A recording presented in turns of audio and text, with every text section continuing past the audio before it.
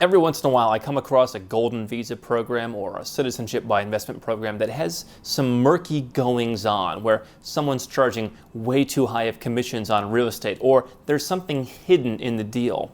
And I recently came across a hidden fee with some citizenship by investment programs that I thought you should know about, and I'm going to talk about it in this video.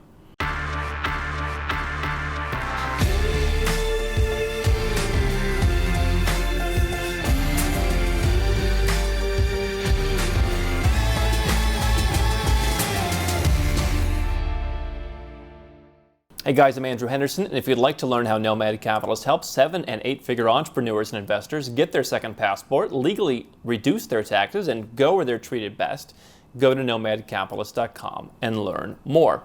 You know, one thing I really hate in life is hidden fees. I like value. I like receiving value. I like providing value. And to me, it's worth paying a premium for someone who really knows what they're doing. But when I pay that premium, I like to pay once, and I like to know that that's covering everything that I need. And I like to know that the person who's serving me is acting in my best interest. So I was recently reading some stuff, and I came across a new program from one of the Caribbean citizenship by investment countries that's targeting people in our industry and saying, hey, if you send us a small amount of people, we're going to pay you a commission. I think it was $10,000. And the more people you send us, the higher your commission will go, all the way up to $15,000 or even $20,000 if you send us a lot of files, a lot of cases, a lot of clients. Right? Countries around the world that are in the citizenship by investment game, where you can make an investment, make a donation, get a passport in a matter of months, they want to bring in business, because while just a couple of years ago there were 2 of them, now there are a dozen or so of them. There are new residence programs popping up all the time.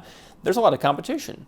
And so while they have been very resistant to lower their prices beyond a certain support level, they have been enticing people like Nomad Capitalist to bring them business by offering these progressive commissions. Here's the thing. No one ever tells you about these commissions.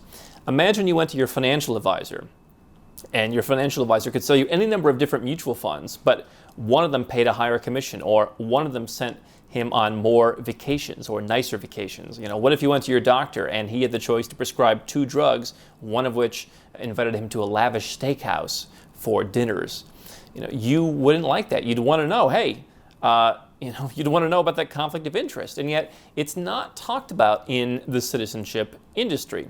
You know, at Nomad Capitalist, we have generally not taken commissions. We like to, just reduce the wholesale cost and just factor it into the deal. Because I don't think it's fair that when you go out to buy a passport, first thing is, people have told me they've gone out to some of these folks, and it's like, okay, here's your menu, like it's a McDonald's drive-thru, and pick one. I recently had a guy who came to me. He was doing St. Kitts and Nevis. That was the citizenship program that he chose. Now, I have no problem with St. Kitts and Nevis. I've recommended it to folks in the past.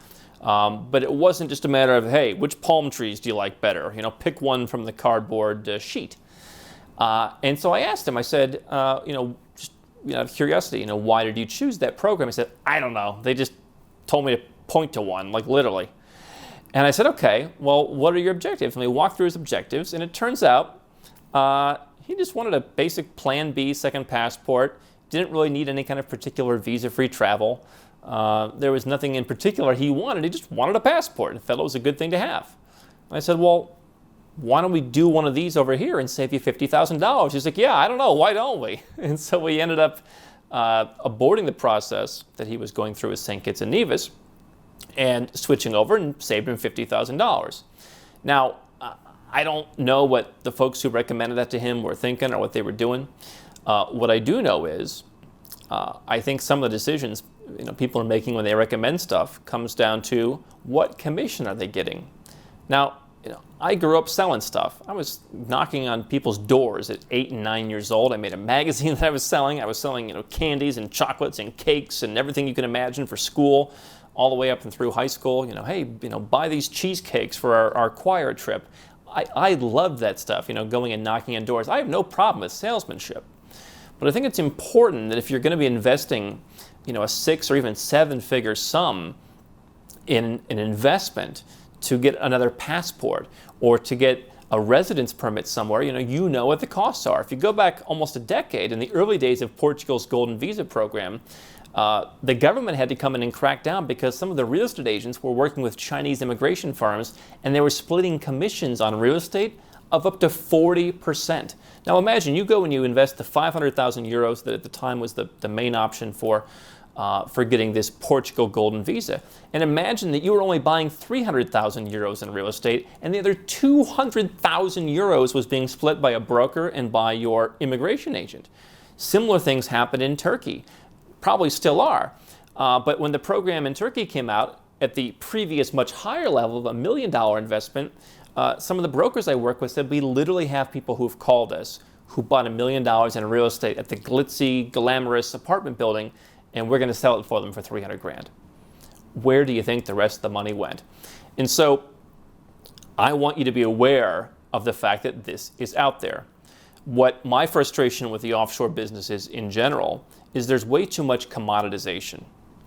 I've never called a lawyer in Malta who said, where I think you should incorporate? Hong Kong. It's just not what they do.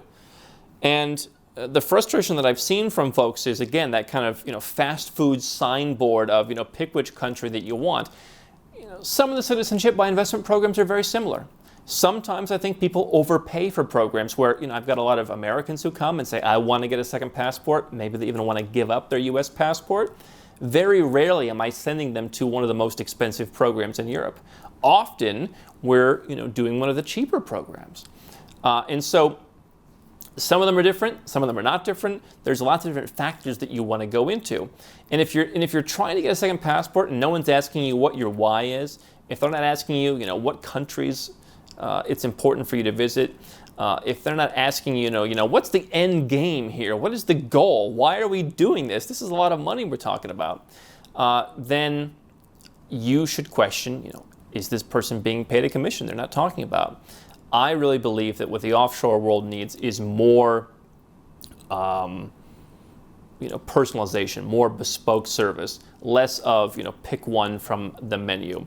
It's something that we do at Nomad Capitalist. I like to ask people a lot of questions and go through a whole process of really poking and prodding and understanding the objectives, running through scenarios, seeing what the point of what you're trying to accomplish is, whether it's tax reduction, second passport, foreign investments, or all of the above wrapped together. And I want you to be aware that these things are out there. I don't think that the industry needs more skepticism because I want to encourage you to do this stuff. I don't want to give you a reason to put off getting the second passport that can help you diversify yourself, can help you become a nomad capitalist. But I do want you to be aware of these things to make sure that you're always making the best decision for you and not because someone's running a sales promotion. How can Nomad Capitalist help you? 4 ways. Number 1, subscribe to our channel and click the notification bell to make sure you get our new video every day. Number 2, get a copy of Nomad Capitalist, the book. You'll learn a lot of my personal experiences over a dozen years of studying this stuff, as well as exactly some of the strategies that you can use to build your Nomad Capitalist plan. Number 3, if you're not sure where to start, but you want to come and learn from my team and I, you want to come and mingle with like-minded people, learn more about our live conference, Nomad Capitalist Live. It's coming up soon. And number 4, if you want some help right now because you've got a burning issue, you need something solved, you want to lower your taxes, get a second passport, or build the Nomad Capitalist lifestyle of your dreams, go to nomadcapitalist.com and click on Become a Client.